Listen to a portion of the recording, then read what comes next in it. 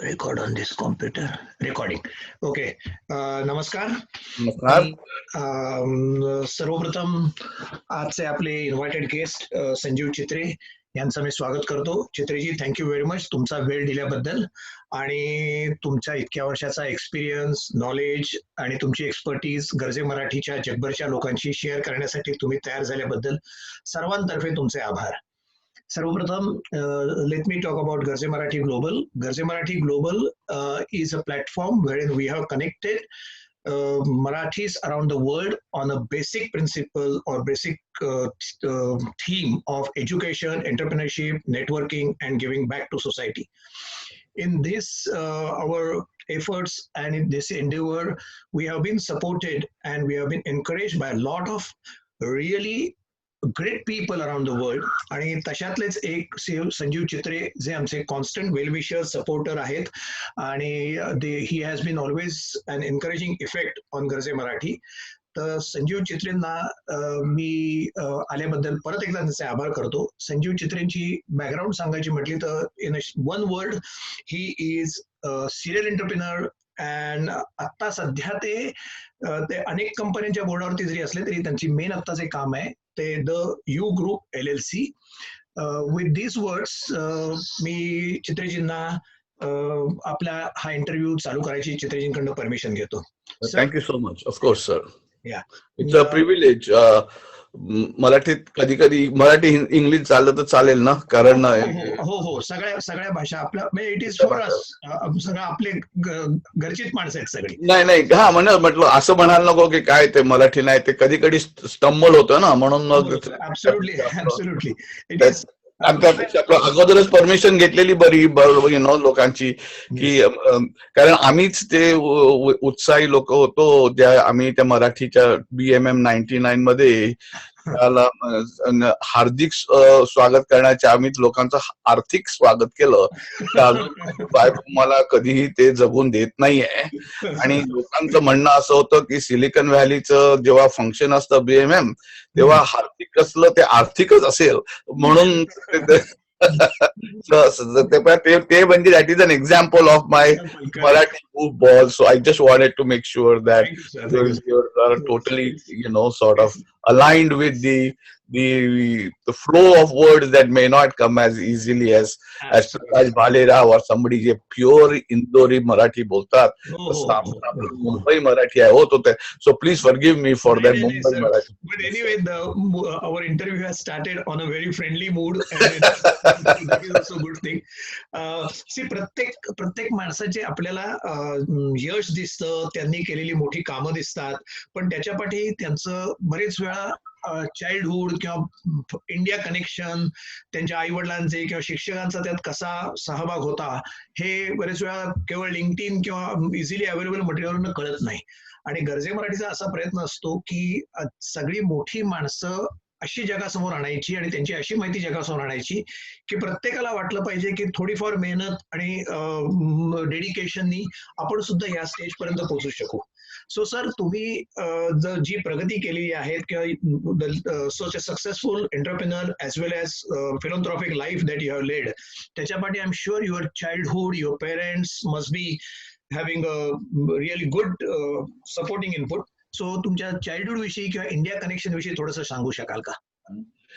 आता मी तुम्हाला एक सांगू शकतो की चाइल्डहुड इज इम्पॉर्टंट, पण आपली जी एन्व्हायरमेंट आणि स्टेट ऑफ द माइंड आपण तयार करतो, that probably contributes a lot more essentially to success. And that is why you see, or we all see, huge successes coming from people that don't really have had all those opportunities like some of us may have had in our childhood. So it is not an handicap always to have a childhood that may not be as perfect as somebody else's. Because in my personal journey, although I was blessed with a reasonably good childhood of inspiration and challenges, but it was more so that I have seen and learned by association with entrepreneurs all over, that what they can make is really the passion that can be inspired. Like you said, it is what Galze Marathi does. So I want to tell you that I will share the childhood, but it is not, should any of your readers be interpreted as the necessary background Yeah. for building any kind of success. Correct.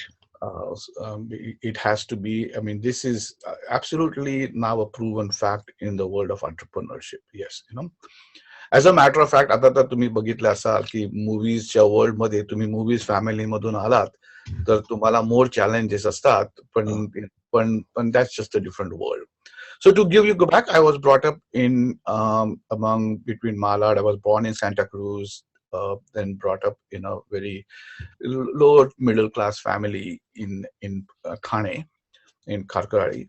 And I went to St. John's School because my father and mother thought that if I spoke English better, and of course the father generation, being influenced by the British colonies, was more willing to think that their sons, if they go to the English high schools or English schools, then they may become more successful. Like all parents, they want to do the children the best.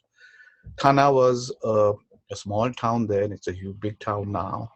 But what it all taught us is the love for simple things, because at that time, those were the only things we knew. Looking back at it, गाडी चालवणं किंवा विटी दांडू खेळणं किंवा लगोरी खेळणं, all of those things, और नाटकं करणं पाठीमागच्या ह्याच्यात, किंवा सातवीला भोकं पाडून सिनेमा बोपलं, हे all these things that we felt were the true elements of happiness in life. And so with that happiness, I grew from St. John's High School under the Talao Pali, enjoyed the environment of what people are. But one thing was sure, that my parents taught me how to operate in a give space.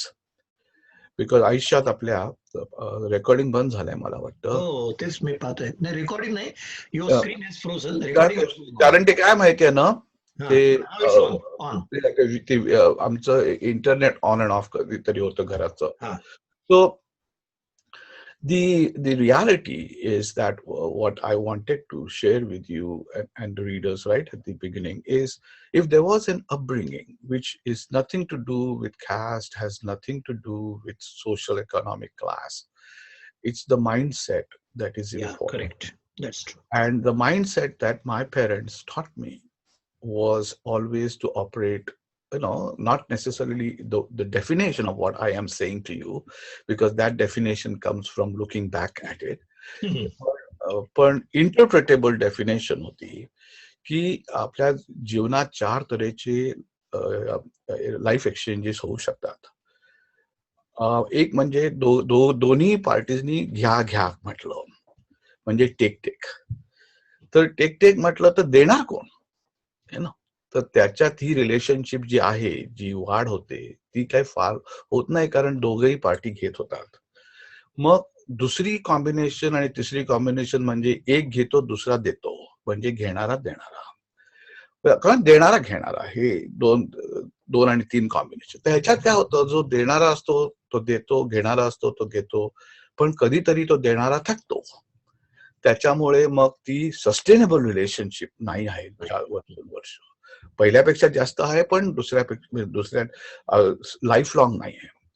तर जेव्हा आपण घ्या म्हणजे द्या करतो, त्याच्या वेळेला आता द्या म्हणजे काय, मी पैसे देतो आणि तुम्ही पैसे देता असं नाही. आपले वडील प्रेम देतात, आपण सगळ्यांना सुख देतो, कुत्र्यांना आपण प्रेम देतो, कुत्रे आपल्याला लाड देतात. तर हे सगळं जे आहे, हे जे घ्या स्पेस, द्या स्पेस मध्ये, गिव्ह स्पेस, ह्याच्यात जेव्हा आपलं माइंड ऑपरेट करतं, त्यावेळेला ती जी पुढची ग्रोथ तयार होते इन माझ्या दृष्टीने, आणि जी माझ्या मनात होती ती मला करता आली, आणि अजूनही मी त्याच तऱ्हेने करत आहे, वागत आहो.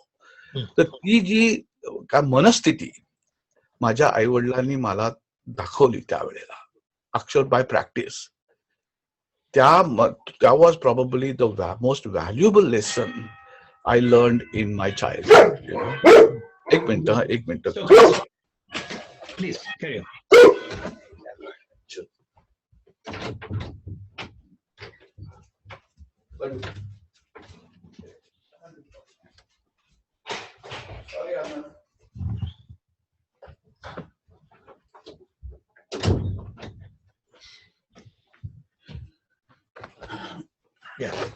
बायको झोपली असली की असलं सगळे काम करायला लागतात.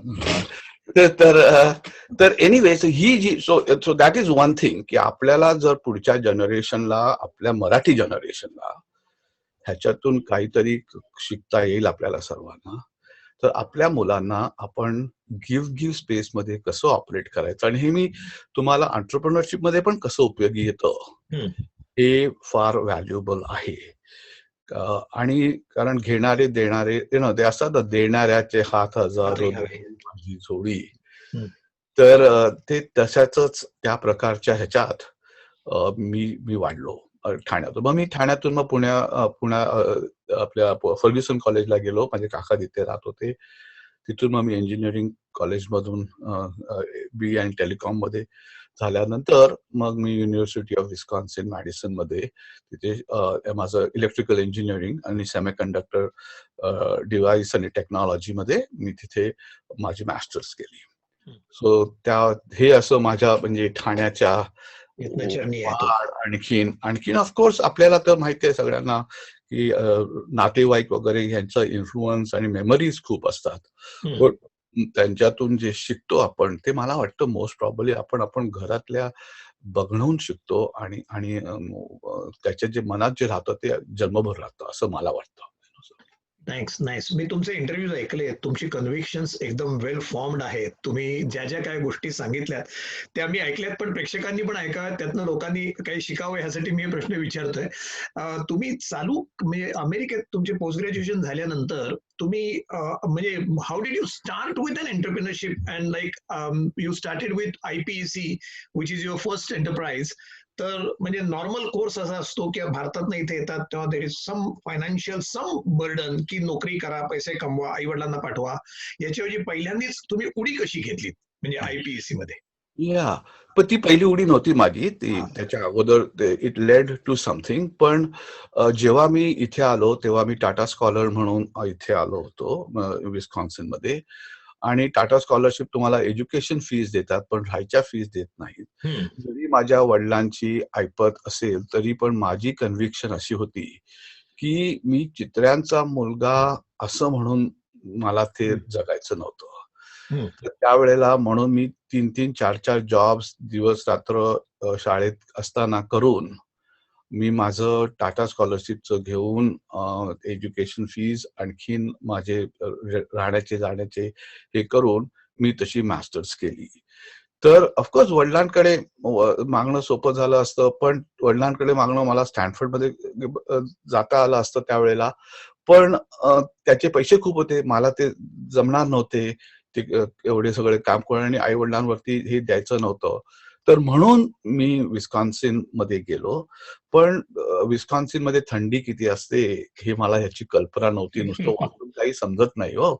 सो पण जे काय शिकलो विस्कॉन्सिन मध्ये ते साधारण मिडवेस्ट कल्चर मध्ये शिकलो. जर कॅलिफोर्निया कल्चर मध्ये आलो असतो अजून निराळ्या गोष्टी झाल्या असत्या. या सगळ्या गोष्टी एखाद्या वेळेला असतात. पण जे काय थंडीतून त्या मिडवेस्ट कल्चर मध्ये शिकलो त्याच्यातली जी व्हॅल्यू आहे ती माझ्या एंटरप्रेन्योरशिप मध्ये मला खूप उपयोगी आली. कारण ते जर माझ्या आयुष्यात ती संधी आली नसती तर मला आज कंपनी जे मी मिडवेस्ट मध्ये करतो आहे ते कधीच शक्य, कारण मी कम्फर्टेबल झालो नसतो कधीतरी. कारण आपण कॅलिफोर्नियात, अमेरिकेत येतो, कॅलिफोर्नियात येतो आणि मग एकदम ईस्ट कोस्ट वरती बघतो, मध्ये सगळं बॅरन लँड आहे असं आपल्याला वाटतं. पण तसं नसल्यामुळे ती जी व्हॅल्यू प्रॉपोजिशन आहे मिडवेस्टची ती मला त्या गोष्टीमुळे लक्षात आली. सो आयपेक मी झाल्यानंतर मला विसा नव्हता त्यावेळेला. विसा खूप मिळायला डिफिकल्ट होता. तर हे पण एक काय म्हणा जी खरी स्थिती असते ती मॅनेज कशी करायची. सो मला विसा न कुठे गेलो तर तुमच्या ग्रेड्स खूप चांगले आहेत पण तुम्ही आम्हाला विसा दाखवा मग आम्ही तुम्हाला जॉब देऊ. आणि जॉब मागायला गेलो की विसा मागायला गेलो तर सांगायचे तुम्ही जॉब दाखवा आम्ही तुम्हाला विसा देऊ. म्हणजे आपल्याला टेबल टेनिसचा बॉल व्हायचा सगळीकडे ना तो. पण ते निराळा करण्याचं फक्त एकच हे होतं की मला समजलं की if I work with somebody की ज्यांना ह्या विसाची एवढी माहिती नसेल आणि मी माझे स्किल्स प्रूव्ह करू शकू, तर मला एखादा चान्स या प्रॉबेबली जगात मिळेल की असा एक्सपिरियन्स घ्यायचा म्हणून. आणि त्यावेळेला ते असे विसाचे तुम्ही एम्प्लॉयमेंट वगैरे हे सगळं डेव्हलप नव्हतं. तर आता हे सगळं झालंय डेव्हलप. तुम्ही इंटरनेटवरती सगळे ऍप्लिकेशन करू शकता वगैरे.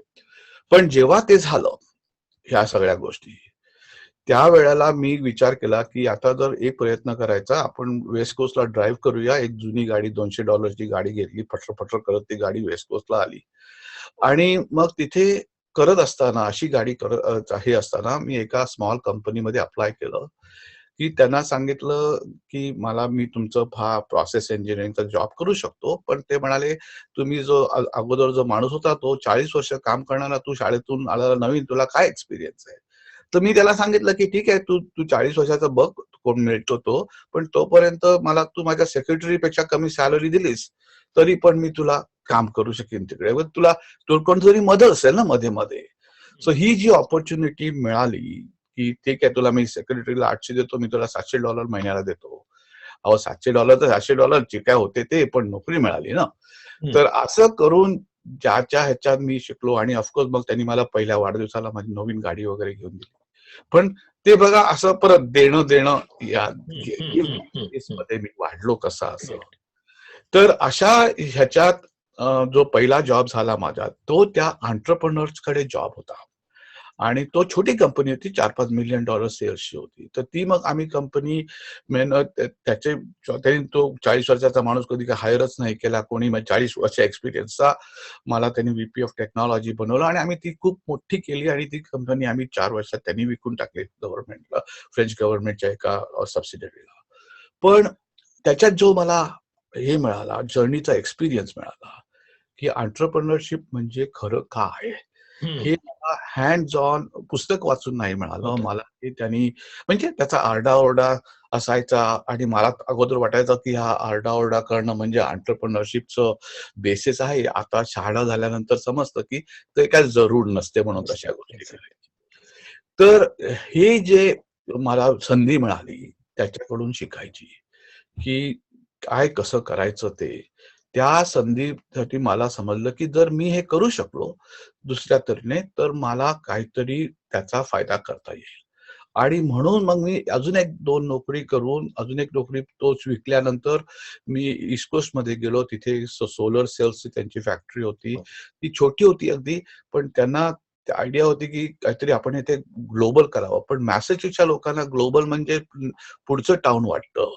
तर त्या कंपनीजला मी जेव्हा पहिल्यांदा सांगितलं की आपण असं जर्मनीमध्ये जाऊ, सौदी अरेबियामध्ये जाऊ, त्यांनी मला वेड्यात काढलं की असं शक्य नाही आहे की आम्ही इथे बसून घरात करतोय सगळं. पण ती कंपनी जेव्हा 18 महिन्यात पब्लिक झाली तेव्हा त्यांना आम्ही ते सगळ्या जगभर मी फिरलो आणि हे प्रोडक्शन प्लांट, सोलर प्लांट मी जगभर विकले. ट्युनिशिया, सौदी अरेबिया सगळीकडे शेकचे कपडे वगैरे घालून सगळं करून त्यावेळेला काय मस्ती असते ना अंगात. तर पण त्यामुळे जो ग्लोबल एक्सपिरियन्स आला त्यावेळेला एका दुसऱ्या एंटरप्रेन्योरशिपचा, तो त्याच्यात मला आता धंदा का करायचा आणि धंद्याचा ग्लोबलनेस कसा वाढवता येईल ह्याची जी अवेअरनेस झाली. कारण ती कंपनी जवळजवळ 15 वर्ष अगोदर होती, एक $4-5 मिलियन करायची आणि त्यांनी 18 महिन्यात ती कंपनी $25 मिलियन बुकिंग करून पब्लिक गेली. तेव्हा त्याला 2-3 मिलियन शेअर्स आणि माझ्याकडे 5,000 शेअर होते. हा जो डिफरन्स मला जाणवला की आपण मेहनत केली पण त्याच्यात जी देण्याची हे नाही आहे. आणि त्या फिलिंगमुळे मी म्हटलं की आता एखाद्या वेळा आपण आपला कंपनी सुरू करूया. आणि त्या ह्याने आम्ही आयपेक सुरू केली कारण त्याच धंद्यात ते होते. आणि मग ती जी आयपेकची जी स्टोरी आहे ती म्हणजे 5 वर्षात ती कंपनी $1 मिलियन to $450 मिलियन आणखी ते नशीब असतं, मेहनत असते ऑफकोर्स, आपली मेहनत असतेच, पण जी आपल्याच्या बरोबर काम करणारी लोक असतात ना, त्यांची मेहनत खूप असते. आणि अशा वेळेला जी लोक काम करतात तुमच्या बरोबर, त्यांना जर तुम्ही तुमचे गिव्ह स्पेस मध्ये ऑपरेट केलं नाहीत, तर अशी कंपनी बांधणं शक्य होत नाही, हे मला परत अजून एकदा जाणवलं. आणि त्या जाणवण्यात या आयपेक कंपनी एका स्पेसमध्ये 4 लोकांनी असताना आम्ही पब्लिक का गेलो? काय माहित नव्हतं आम्हाला पब्लिक कसं जायचं वगैरे ते. पण हम्म. जे 4 लोकांची कंपनी पब्लिक का गेलो? कारण बाकीकडे कोणी पैसेच द्यायला तयार नव्हतं त्या कंपनीला. तर म्हणून तोच एक ऑप्शन होता, की त्याच्यामुळे आम्हाला ते तसं करता येईल म्हणून. आणि तो ऑप्शन असा, कुठेतरी एका मी कस्टमरच्या ट्रिपमध्ये असताना एक ज्यूइश माणूस न्यूयॉर्कचा बसमध्ये बसला होता. त्याच्या बाजूला मी बोललो त्याच्याशी. "तू काय करतो?" मी म्हटलं, "मी असं-असं करतो." म्हणे, "मी तुझी कंपनी पब्लिक घेऊ शकतो." म्हटलं, "आता बसमध्ये बसलेला माणूस कशी माझी कंपनी पब्लिक घेऊ शकेल वगैरे."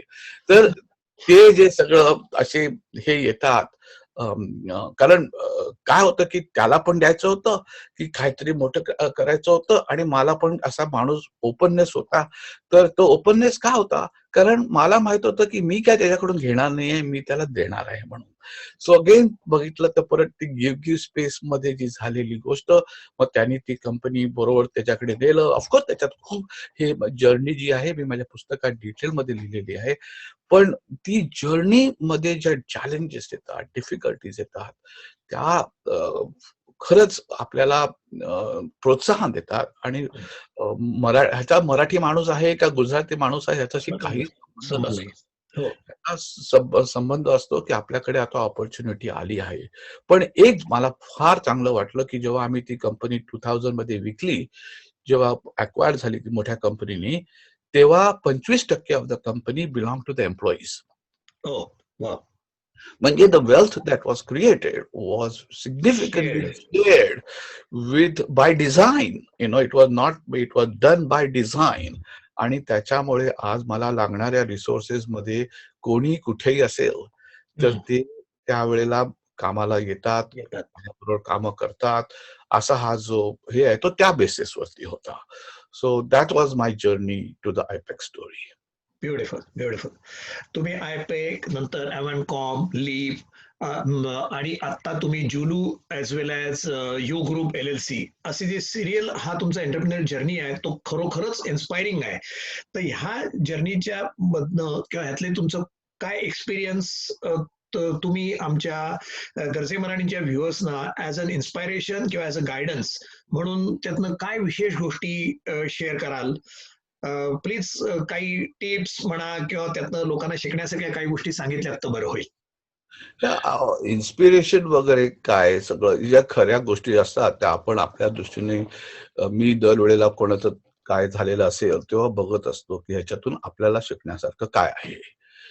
ही जी आपली माइंड स्टेट लागते. मला फक्त एकच रिक्वेस्ट करायचं आहे आपल्या मराठी लोकांना, आणि ऑफकोर्स सगळ्यांना, पण आता हा सगळ्याच. मराठी मराठीला आहे प्रोग्राम, की जी शिकण्याची ऍप्टिट्यूड आहे ती तुम्ही कॉन्स्टंटली ओपन ठेवा. ओपन ठेवा. आणि दुसरी म्हणजे ती ह्युमिलिटीनी, म्हणजे साधेपणाने ओपन ठेवा. आपण इंडियात जो म्हणतो, "ओ साहेब, साहेब कसं आहे तुमचं?" ती ह्युमिलिटी नाही आहे. हम्म. ती सब सेक्शन त्याची तिची आपल्याला, ते आपण त्याचे मान वाढतोय म्हणून आपण ते म्हणतोय. करेक्ट. ते आपण लोकांना म्हणतो साहेब, साहेब, ते ठीक आहे, म्हणजे जे परिस्थिती असते ती आपल्याला करायला लागते. पण humility is openness to learning basics without any ego or background of what you already know. Right. आणि हे जे लर्निंग होतं, ते लर्निंग आता मी तुम्हाला थोडक्यात सांगतो गोष्ट. अगदी शेवटच्या ह्याला जाऊया. मी, माझी बायको इंडियाला गेली असताना घराखाली एक खड्डा खणला. का? तर परमिशन मागायला नको ना. तर तो खड्डा का खणला, की मला तिथे एक अशी जुजू लॅब करायची होती. हम्म. आता जुजू लॅब म्हणजे माझं केमिस्ट्रीचं थोडं नॉलेज, वाईनची थोडी आवड. पण मला असं करायचं होतं, की आयुष्यात प्रत्येकाला एकच, 6 लोक जेवायला गेले तर आपण 2 बॉटल वाईन घेतो. पण एक बिर्याणी खातोय, दुसरा मासा खातोय, तिसरा पनीर खातोय, चौथा भाजी खातोय. तर ह्याच्यातलं समजायचं कसं की प्रत्येकाची वाईन ही हे आहे म्हणून. तर म्हणून मला ते करायचं होतं की फूड स्पेसिफिक वाईन करायची होती. वाव. तर पण ते फूड स्पेसिफिक वाईन करणं, आता मी वाचलं वगैरे पुस्तकात, ते कोणाकडे असं नव्हतंच. म्हणजे हा कॅटेगरीच नाहीये तुम्ही बघाल वाईन मध्ये. तर pairing is not food wine, it is not food specificness. Pairing म्हणजे तुम्ही वास द्या जेवाचा आणि ह्याचा वास आणि तुम्ही काय कलेक्ट करा वगैरे. आता पेअरिंग तर तुम्ही बघालच आता थोडे अजून एक वर्षात जसे पेपर्स बाहेर यायला लागतील. पेअरिंग हा वेडेपणा आहे, हा मनात थोडा मनाचा इगो आहे, बाकी दुसरं ह्याच्यात काही संबंध नाही आहे. पण सांगायचं म्हणजे कसं की मला जी ही करायची होती फूड स्पेसिफिक वाईन, ते मी खड्डा थोडं परमिशन न घेता, कारण काय स्ट्रक्चर बदलत नव्हतं होतं, तर मी ते वाईन लॅब केली. आता सगळी वाईन लॅब, कारण बायको 1.5 महिन्यांनी परत येणार, त्याच्या अगोदर सगळं करायला पाहिजे. आणि मग एकदम सॉरी म्हणायला काही हरकत नाही ना, पण परमिशन आम्हाला कधीच परमिशन मिळाली नसती ती. तर मग झालं ते इक्विपमेंट आणायला गेलो मी, ते त्याचं लॅबचं. तो म्हणाला, मी त्याला सांगितलं की मला काय करायचं. अरे म्हणला, तू वेडा आहेस. इंग्लिश मध्ये, you are stand in the line म्हणे. 1 million people have already come here and want to do food specific wine. It's not possible. It is not possible. आता बघा माझी स्थिती काय झाली असेल. ज्या एक्सपर्ट कडे मी गेलो की माझं अझम्पशन करायला, माझ्या थोडी थेरीज होत्या कसं करायचं, त्यांनी सांगितलंय शक्यच नाहीये. आणि आता मी खड्डा खणून ठेवलाय खालती, म्हणजे त्याच्यात करायचं तरी काय, नाही का. तो ह्याच्यात मी त्याला सांगितलं की बाबा मला असं करायचं. ते म्हणे, तुला असं करायचं ठीक आहे, पण ते तसं शक्यच नाहीये. ग्रेप्स मॉडिफाय होऊ शकत नाहीत तशा. तुला असं वाटतं, ते तू म्हणतोस की व्हॅनिला हे ते जी चव येते ती त्याच्यात काही घालत नाही, ते तुझी चुकीची समजूत आहे तशी. ठीक आहे, आता आम्ही शिकायला लागलो, त्याच्याकडून अब्झॉर्ब केलं. पण फक्त घरात बाहेर दुकानातून बाहेर जाताना तिथे एक फ्रूट वाईन्सचं पुस्तक पडलेलं होतं, छोटंसं पॅम्पलेट. तर ते मी उचललं. तो म्हणे त्याचे $5 दे मला. तू मला म्हटलं $5 पेपरचे त्याला दिले. पण मी घरी आल्यावरती ते वाचलं की ते फ्रूट वाईन्समुळे ते मॉडिफाय फ्रूट वाईन्स करू शकतात, ग्रेप वाईन्स करू शकत नाहीत. म्हणून मग मी ते केमिस्ट्री वाचून त्याचं फ्रूट वाईन शिकून मी त्याचं ग्रेप वाईन फ्रूट वाईनचं कॉम्बिनेशन करून फूड स्पेसिफिक वाईन केली. आणि ती मी मार्च मध्ये मार्टिग्राच्या लोकांना निघायला चौकाला घेऊन गेलो, कारण मी त्याचा इंटरव्ह्यू घेत होतो माझ्या पुस्तकासाठी. तर त्यांनी ती वाईन टेस्ट केली आणि सांगितलं की ही आम्हाला वाईन मिस्टर मार्टिग्रा वाईन म्हणून जगभर प्रसिद्ध करायची आहे. आणि म्हणे की तुला आम्ही 2 मिलियन बॉटल्स हे सप्लाय तू आम्हाला कर. मला 10 बॉटल्स पण खात्री करता येत नव्हत्या त्या. पण सांगायचं कसं की मी त्याच्याकडून शिकलो की होत नाही, की त्याच्यात मी असं नाही बघितलं की तो मला खाली टाकतोय. मी शिकतोय, ठीक आहे, त्याला होत नाहीये, पण मला कसं होईल. आणि आज इव्हन जॅपनीज आता आपल्याकडे आहे, तुम्ही बघालच की आपल्याला फूड स्पेसिफिक वाईन पॉसिबल आहे. नॉट ओनली दॅट, ह्या फूड स्पेसिफिक वाईन मध्ये जे सायन्स आहे, ते सायन्स वाईन इंडस्ट्रीमध्ये रेव्होल्युशनरी आहे. पण हे जर सुरुवात झाली, हॉबी म्हणून सुरुवात झाली, आता त्याचा धंदा सुरू झाला, विच इज जुजू वाईन लॅब म्हणून. जुजू वाईन्स, येस. सो असं जे आहे, जे होतं हे आपण शिकू शकू, या म्हणजे अंडरस्टँडिंग होऊ शकतं. आणि आपण जे झालं ते आपला नॉलेज बॅकग्राऊंडनी झालं. परत फ्रीज झालंय ते परत हा माहित. तर जे बॅकग्राऊंडने होतं, या नॉलेजनी होतं ना, ते हे व्हॅल्युएबल आपल्याला खूप आहे असं मला आणि अशा गोष्टी आपल्या आयुष्यात बऱ्याच वेळा येत असतात. पण त्याची जाणीव करून आपण त्याच्या ऑपॉर्च्युनिटीसाठी कशी वापरावी, हे जर आपल्या मनात असेल, तर त्याचं डेफिनेटली आपल्याला एंटरप्रेन्योरशिप मध्ये खूप फायदा होतो. तुमच्याशी आधी बोलताना सुद्धा तुम्ही बोललेला आहात की there is nothing like a failure, but did I do my best at that given time and that given junction. हा तुमचा सगळीकडे अप्रोच आहे. त्यामुळे तुम्ही कुठलीही गोष्ट धडाडीने करू शकता without giving not much being worried about whether I will fail or succeed. You want to do best at that given time.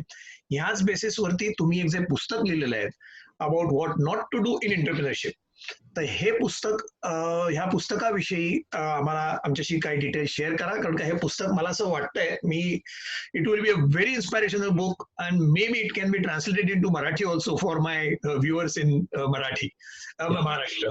So can you please talk about the book that you are Yeah. अबाउट टू पब्लिश? Yeah, no, what I wanted to share with you here is आपले महाराष्ट्रीयन लोक आहेत, खूप हुशार लोक आहेत, आणि खरे त्यांना कल्चर व्हॅल्यू खूप आहे. पण असं का होतं की गुजराती लोक बिझनेस मध्ये जास्त का, बाय द वे मी काय डिस्टिंग्विश करत नाही की गुजराती राईट आहे त्या महाराष्ट्रीयन राईट असं नाही. नाही अच्छा. मी फक्त एवढं सांगतो की गुजराती लोकांकडे पैसा, आणि माझं हे फाइंडिंग आहे कारण मी ह्या पुस्तकासाठी, हे पुस्तक जे आहे what not to do in entrepreneurship, आणि मी तुम्हाला सांगतो हे मी का लिहिलं हे पुस्तक आणखीन, आणि ह्या पुस्तकामागे पर्पज माझा काय होता आणि रीडरचा पर्पज काय असावा हा एखाद्या वेळेला अलाइन होणार नाही, पण त्याच्यातून जर त्यांना एक दोन एंटरप्रेन्योरची सक्सेस जास्त झालं तर पुस्तकाची खूप मला बरं वाटेल, मला यशस्वी झालं. तर जेव्हा मी या पुस्तकात 2 सेक्शन्स आहेत, एक म्हणजे माझी जर्नी, मी शिकलेलो त्याच्यातून, आणि मी घेतो व्हॉट नॉट टू डू का. टॉपिक का व्हॉट नॉट टू डू आहे, टॉपिक व्हॉट टू डू का नाहीये, पण व्हॉट नॉट टू डू का टॉपिक आहे.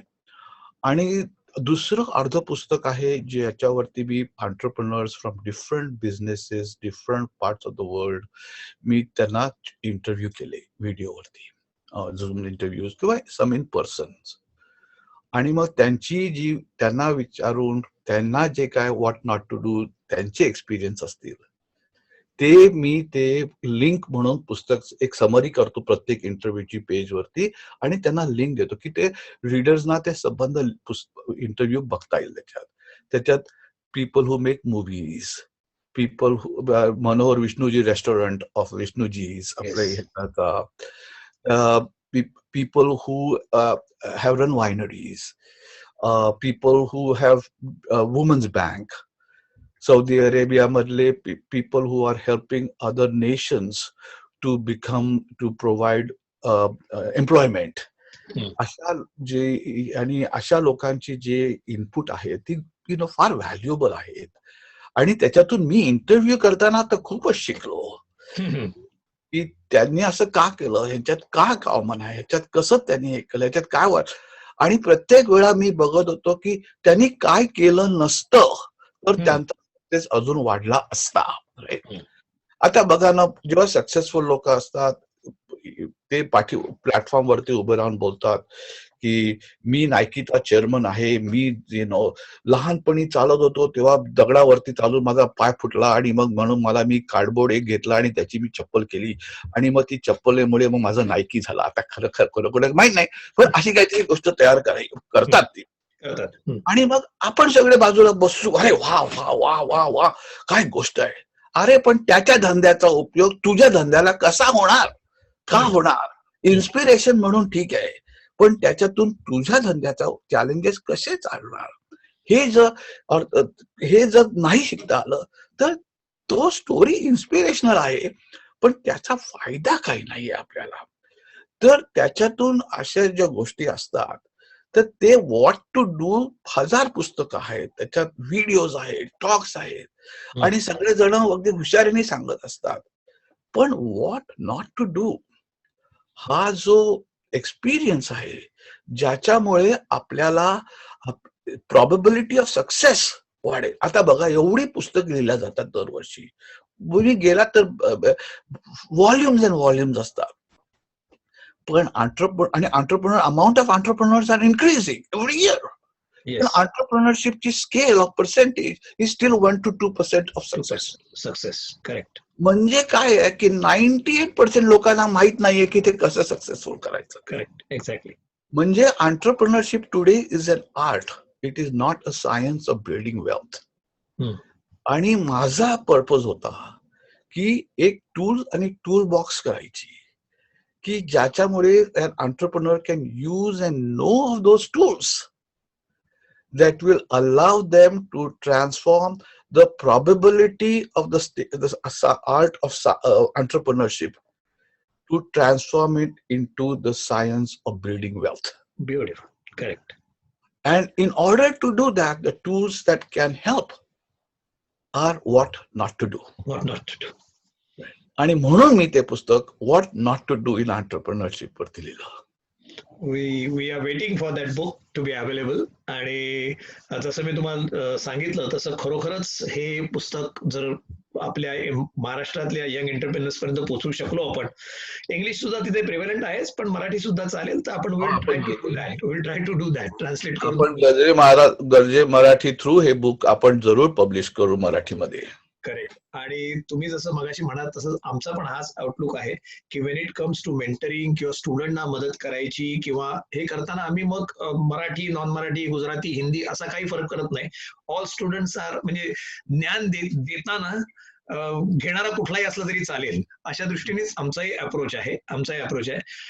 तुमच्या आजच्या ह्या मीटिंग मध्ये किंवा आता ते तुम्ही ते वर्ड्स ऑफ विजडम, म्हणजे आपलं टायटलच आहे की वर्ड्स ऑफ एंटरप्रेन्योर विजडम, हे ऐकून आय एम शुअर की आपले गरजे मराठीचे जे जगभर पसरलेले जे मेंबर्स आहेत त्यांना खूप काही शिकायला मिळालेलं आहे आणि ते शिकतीलही. तुमच्याकडनं माझी एक की you have been very supportive of our cause, so असेच तुमचा कॉन्स्टंट सपोर्ट राहावं. आणि आमची जी गरजे मराठीची मेंटरिंग प्रोग्राम आहे किंवा मी इनोव्हेशन अकॅडमी म्हणून एक चालू केलेलं आहे किंवा आता आम्ही गरजे मराठीचा सक्षम हा जो प्रोग्राम चाललाय, या प्रोग्राम मध्ये तुमच्याकडनं आम्हाला वर्ड ऑफ गायडन्स किंवा मेंटरिंग असंच कॉन्स्टंटली मिळत राहावं ही अपेक्षा करतो मी. आणि तुमच्या आत्तापर्यंतच्या इतक्या प्रचंड सक्सेसफुल वाटचाल होऊ दे ही विनंती, ही देवासमोर प्रार्थना करून मी आजचा प्रोग्राम संपवायची तुमच्याकडे विनंती करतो. नमस्कार. माझं एकच तुम्हाला रिक्वेस्ट आहे तुमच्या गरज मराठी इनोव्हेशन मध्ये, की इनोव्हेशन हा जो तुम्ही करता आहात तो 1-2 एक्झाम्पल करून सक्सेसफुल आपण करूया.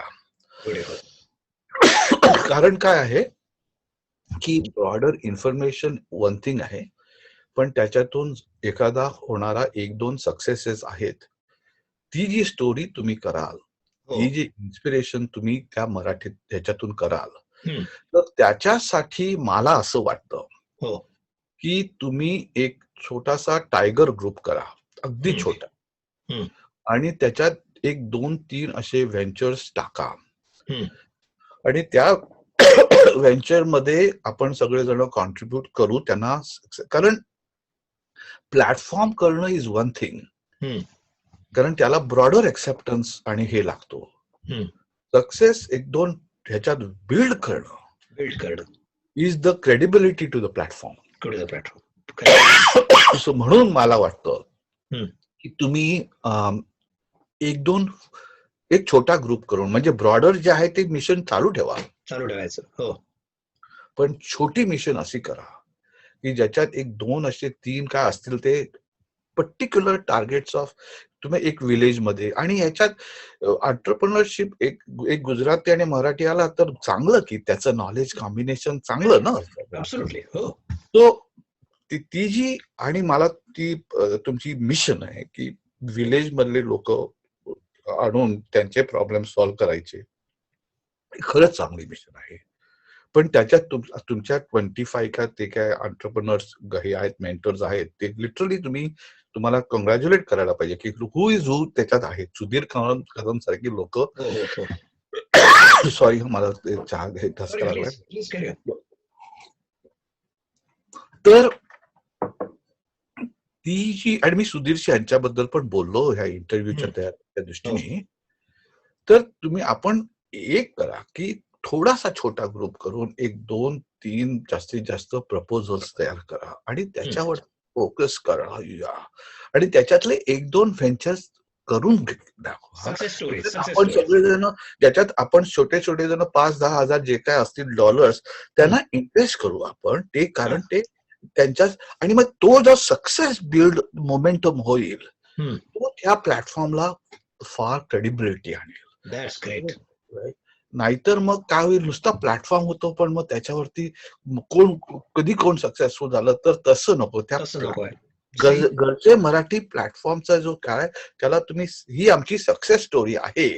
आणि मी Sudhir, I will talk to all the 25 order. We'll all put some money in it. It's not the issue of that. Not the issue. काहीतरी स्पेसिफिक हे करा की ज्याच्यामुळे, आणि असे प्रोजेक्ट ह्या लोकांकडे असलेच पाहिजेत. आहेत, मार्केट आहेत, आणि असं नाही की तुम्ही मार्केट, तुम्ही आता सिम्पल प्रोजेक्ट मी तुम्हाला सांगतो की मडकं बनतात, त्याच्यात तुम्ही हर्ब्स टाकून ते हर्ब्स जर तुम्ही इकडून आणले तर ते डेकोरेटिव्ह हर्ब्स वगैरे म्हणजे तर अशाच काही सगळ्यांनाच काही कम्प्युटर हे करायला नकोय, काही नाही. आणि विलेज एनहान्समेंट जी तुमची मिशन आहे ती फार ऍडमिरेबल आहे. पण त्याच्यात आपण 1-2 प्रोजेक्ट घेऊया. आम्ही सोलर पंपिंग तुम्हाला देऊ शकतो. कुठे असं एक छोट्या तिकडच्या लोकांना एंगेज करू शकतो. आणि रिटायर्ड इंजिनिअरिंगचे कॉलेजची लोक आहेत, त्यांना कामधंदे नाही आहे, ते काहीतरी करायचं म्हणून बसले, त्यांना आपण सांगूया तुम्ही तुमचे प्रोजेक्ट मॅनेजर, तुम्ही जाऊन मदत करा, आम्ही तुम्हाला आणि ते लगेच तयार होतील ते. कारण हे सगळे काहीतरी करायला बघतायत, त्यांना पर्पज पाहिजे त्याचा. तुम्ही ह्याने पर्पज द्या, आणि पण स्पेसिफिक प्रोजेक्टला पर्पज द्या, तुम्हाला खूप सक्सेस येईल. आणि त्या सक्सेस वरती तुम्हाला गरजे मराठी अगदी प्लॅटफॉर्म फार स्केल करेल. मी जे सांगितलं ना की एंटरप्रिन्युअर विजडम, तुमचा एक्सपिरियन्स जो मी मागत होतो हाच मागत होतो. म्हणजे ऍक्च्युली माझ्या हातात आता एक रेडी आहे. 4 दिवसापूर्वी बर्कलीचे प्रोफेसर आहेत अशोक गाडगीळ, त्यांनी मला मिठाच्या पाण्यापासून हे कसं डिसइन्फेक्टंट किंवा सरफेस डिसइन्फेक्टंट कसं करता येईल, HOCl क्रिएट करता येईल, ह्याची पूर्ण बर्कलीचा रिसर्च पाठवलाय. आणि I will share it with you की that is one project that is applicable to Covid even right now. But आपण ते 1 to 1 तुम्ही, मी, सुधीर वगैरे बोलून आपण त्याच्यावरती चर्चा करू. पण तुमचा हा मला अतिशय पटला की we will create 1 or 2 examples forward. Thank you very much sir, तुम्ही वेळ दिल्याबद्दल. आणि नमस्ते. नमस्ते.